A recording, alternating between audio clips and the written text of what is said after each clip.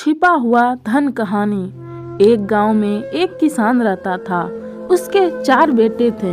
किसान मेहनती था, लेकिन उसके चारों बेटे आलसी थे। किसान उन्हें समझाया करता, पर उनमें कोई असर नहीं होता।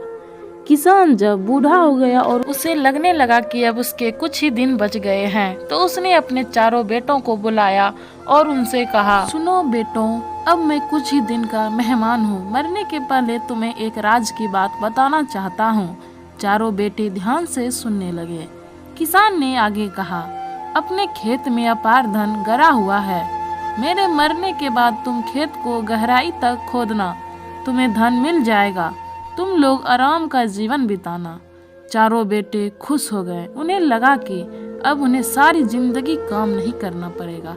कुछ दिनों बाद किसान की मृत्यु हो गई।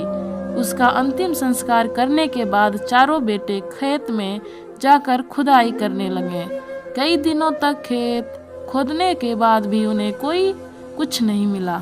उन्हें अपने पिता पर बहुत गुस्सा आया, लेकिन उन्होंने सोचा कि जब खेत खुद ही गया तो यहाँ धान बो देते हैं। उन्होंने खेत में धान बो दिया। कुछ माह बाद खेत धान से लहलहा उठा। धान बेचकर उन्होंने अच्छा खासा धन कमा लिया। उस दिन उन्हें अपने पिता की बात का अर्थ समझ आया कि उनके खेत में अपार धन छुपा है, बस उन्हें मेहनत करने की जरूरत है। उन्होंने उस दिन से जी तोड़ मेहनत करने का संकल्प ले लिया। मेहनत का कोई विकल्प नहीं। आलस छोड़ो, मेहनत करो। आपको कहानी अच्छी लगी हो तो एक लाइक और सब्सक्राइब जरूर कीजिएगा। धन्यवाद।